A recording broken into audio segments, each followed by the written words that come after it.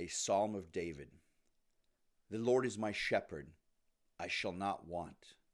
He makes me lie down in green pastures. He leads me beside still waters. He restores my soul. He leads me in paths of righteousness for his name's sake. Even though I walk through the valley of the shadow of death, I will fear no evil. For you are with me. Your rod and your staff, they comfort me. You prepare a table before me in the presence of my enemies. You anoint my head with oil. My cup overflows. Surely goodness and mercy shall follow me all the days of my life, and I shall dwell in the house of the Lord forever. Ladies and gentlemen, welcome to the A.J. Steele Show. I am not a religious man, but maybe today I am. You see, it doesn't take a religious man to know that we're living in biblical times. The Jewish people are once again under siege. The Holocaust, which killed most of my family in Europe, along with 6 million other innocents, was less than 80 years ago. The same Holocaust that my grandma and grandpa survived. And now Jewish blood is once again flowing in the streets. Maybe my grandparents are lucky not to be with us anymore, because I don't know if they could bear the pain of seeing babies and children burnt alive yet again. Fathers and mothers mutilated and shot in front of their children. And the elderly woman who survived the Holocaust captured and abused, mocked and spat on. Young women who could be our daughters or granddaughters. As a matter of fact, they are my daughter's age. Young women raped and beaten and shot. Their naked dead bodies paraded through the streets of Gaza by laughing Hamas terrorists. And all of this while their bloodthirsty civilians, who also participated in the massacre, scream, Allahu Akbar, Allahu Akbar. Allah is great. Well, let me tell you a little secret. These subhumans don't believe in the same God that you and I believe in. And I don't have to be a religious scholar to know that they believe in the devil.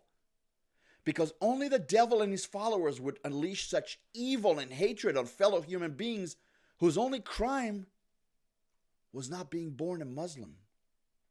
But you see, Jewish blood is cheap. Jewish lives don't matter. Never again and never forget are worthless slogans that I constantly hear from politicians and members of the clergy pretending they care. The world has always loved dead Jews. It shares their pain. It creates memorials and books, and it writes poems and makes movies. Heck, the other day I heard the Europeans and the Biden administration proclaiming that they support Israel's right to defend itself. How nice of them! They approve of the Jewish people's right to defend themselves from people who want to kill them? Do they hear how stupid they sound? Can they be any more tone deaf? And then that bumbling old fool, Obama's boy, Joe Biden, he ran off his mouth about how much he supports Israel. How kind of him. Just last week alone, he gave the Iranians who bankrolled this terror attack $6 billion, not to mention hundreds of billions of dollars in oil revenue. His policy, or I should say his boss's policy, which is also supported by quite a few progressive, self-hating Jews, is in many ways responsible for all the deaths and all the rapes of young women and the beheading of children. But that's okay. All is well now. He said a few platitudes about dead Jews, and then he rushed to a party in the White House, and then nappy time. Now, I know that he went to Israel to show his support, but don't be so sure this isn't just a big cynical distraction from his failed war in Ukraine. Not to mention his failing American economy and his low poll numbers. Either way, I won't be surprised if by this time next week, he'll be condemning Israel and calling for it to stop fighting for its survival, not to mention rewarding the Arab butchers by calling for a Palestinian state. What an incredible humanitarian. Look, the world loves dead Jews, but it hates the living ones. all over Europe and in Australia, and shamefully right here in America and in our nasty college campuses, there are mass demonstrations. Are they out there to support a nation that just lost 1,300 precious life to 7th century barbarians who butchered them? Nah, not a chance. These savages we brought into the West from the third world and their left-wing enablers are out there to support the terrorists. They're out there to celebrate and justify the killings. They love death and murder. Bloodlust runs through their veins. It's their mother's milk. And soon enough, they'll be out there screaming for the heads of Americans and Europeans. But for now, we're in the first stage. It's only Jewish scalps they're after. Just yesterday, a Jewish woman in New York was arrested for walking by a pro-Palestinian rally, which was attended by thousands of these two-legged animals screaming for the murder of Jews. She had a gun in her belt. She wasn't pointing it at anybody. She wasn't yelling, "Kill the Arabs," or calling for jihad. She was just walking there, feeling more safe, knowing that she had a legally licensed gun and a concealed weapons permit. But you see, it was she who was arrested for daring to exercise her Second Amendment right.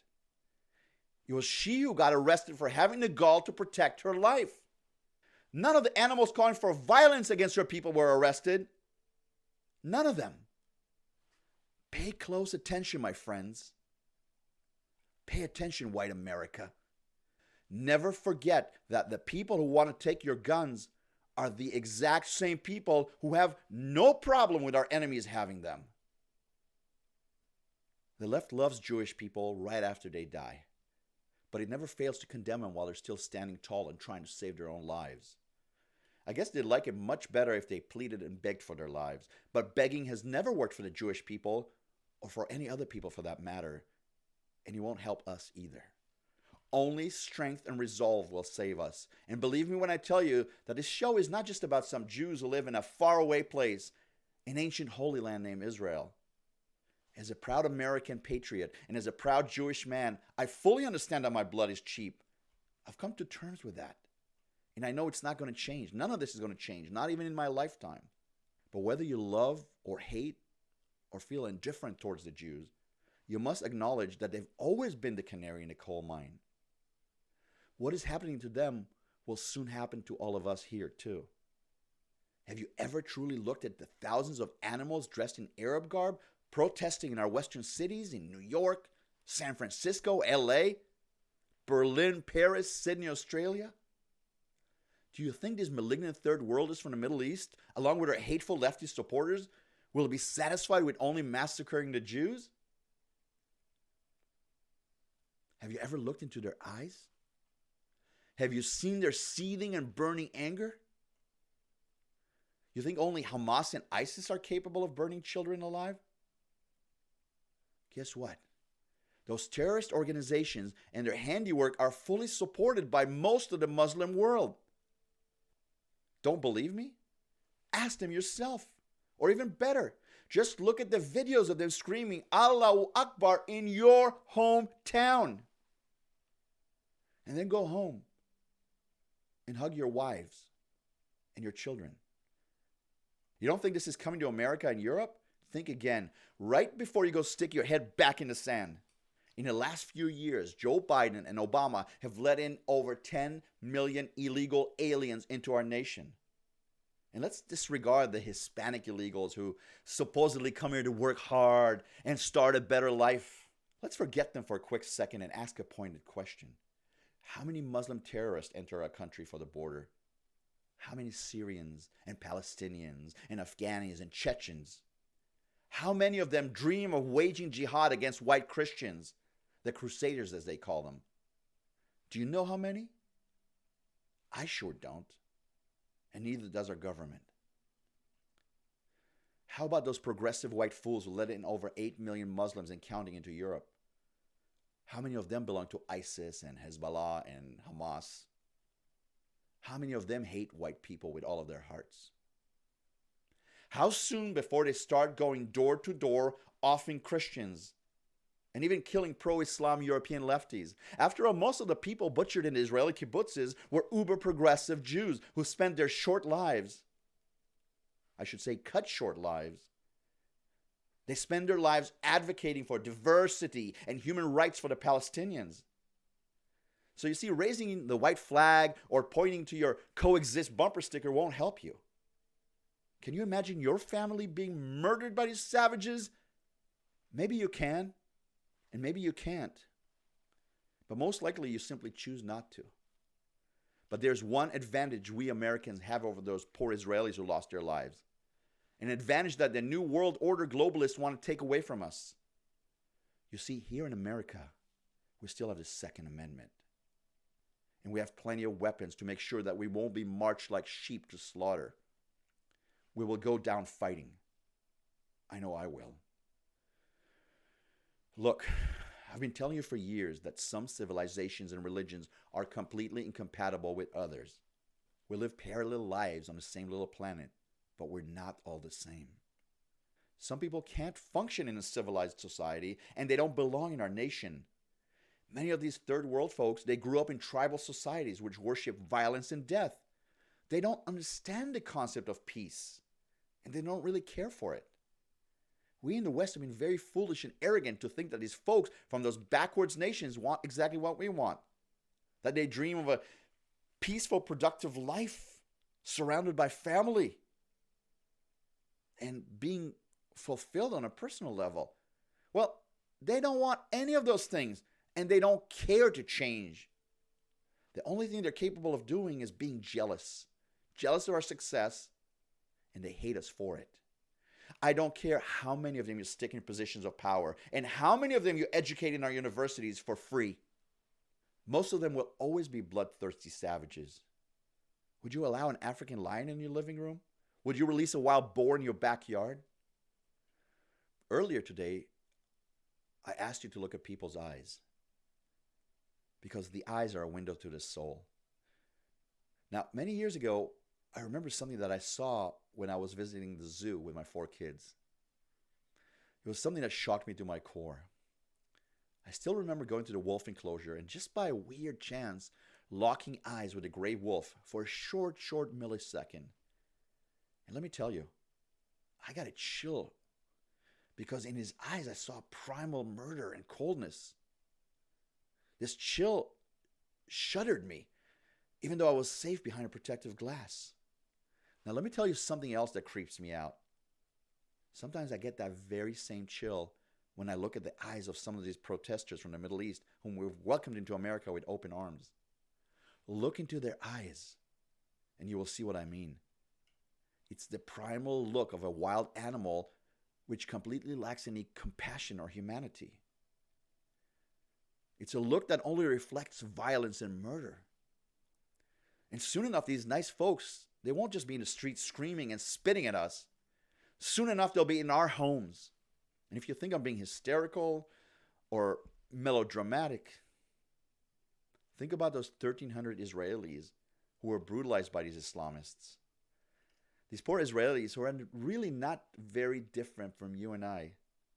They also thought that they were safe and comfortable in their little protective glass bubble, in their little perfect lives, dancing the night away at a party, watching TV with their family, welcoming the Shabbat with a prayer, or maybe even just looking at cute cat videos on social media. It all ended on that fateful Saturday morning. And then it was all darkness. Before I tell you what should be done to save ourselves, I want to preface it with a couple of truths. I am not a military man, and I'm not a brave warrior who fought in bloody wars. What I am is a well-traveled man who has lived just a little bit, worked with thousands of different people, and studied history extensively.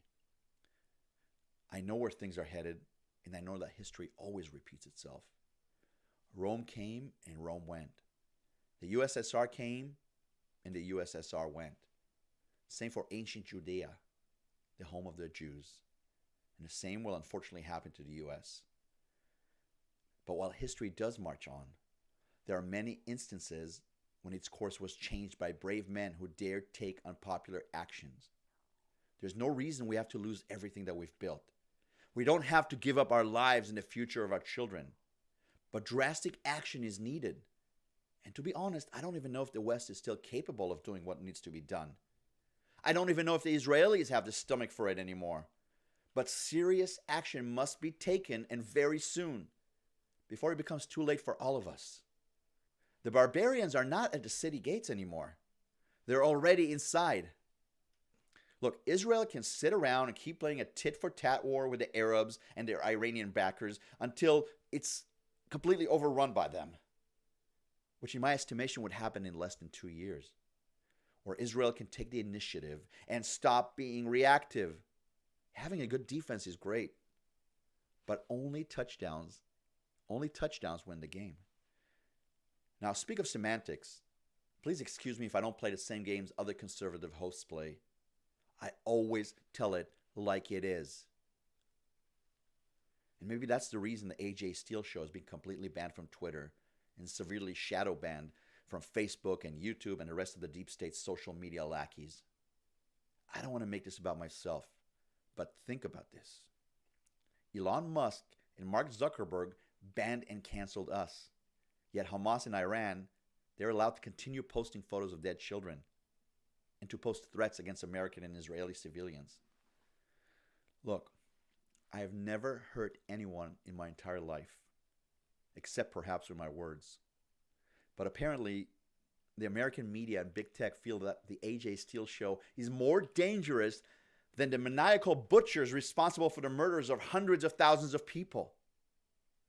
Try to wrap your heads around that.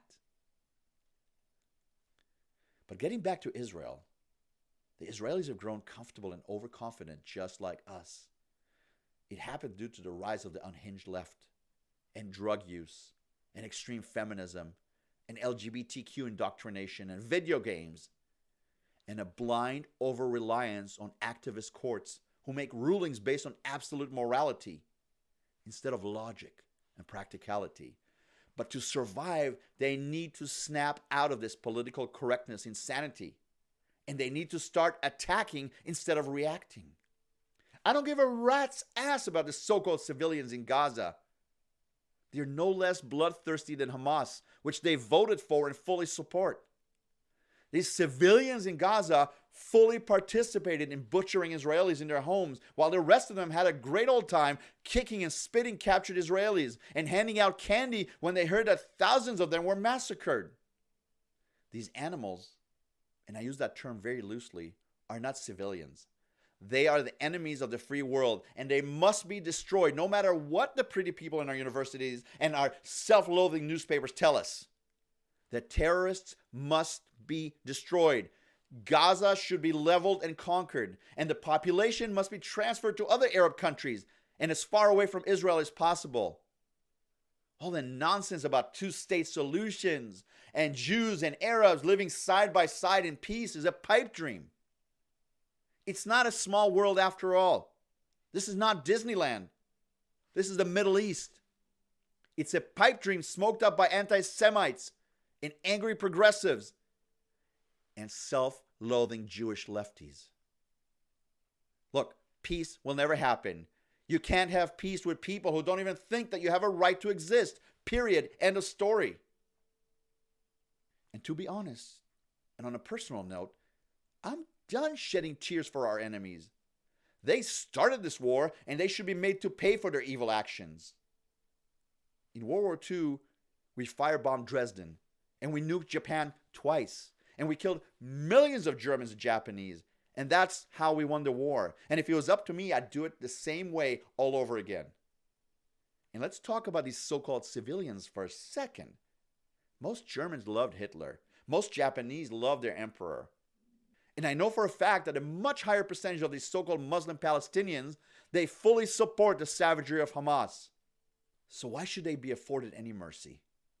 I say show them the same exact mercy they showed the girls they raped and the children they burned alive. Listen, if you go to war, you must fight to win at all costs. And if you're not going to do that, just don't fight a war. Just raise the white flag and surrender. The Bible says an eye for an eye and a tooth for a tooth. Well, I'm not going to sugarcoat it for you. I want to see 1,000 eyes for an eye. And I want to see 1,000,000 broken teeth for one tooth. I don't care about these savage murderers for one bit. I want to see rivers of blood in Gaza. I want to see utter destruction and complete fear and surrender. I want to see Dresden and Hiroshima combined to a factor of 100. Avenge the blood of the innocents. Avenge the blood of the children. Make sure that no child will ever be treated that way again. And only absolute victory will make sure that these atrocities are never repeated. Look, it won't be pretty. And Israel must be allowed to win. And we, us, the people here in the Western world, raised on the pillars of the Judeo-Christian values, we must do the same thing. Kick out each and every man, woman, or child who calls for murder and mayhem and jihad. Stop coddling those who hate our religion and culture. Fire them from our universities and government. Send them back to where they came from. We must act without mercy to those who wish to tear us apart and destroy our future. We must do so with clarity of mission and resolve in our hearts. Because last week it was Israel, but next week it will be us.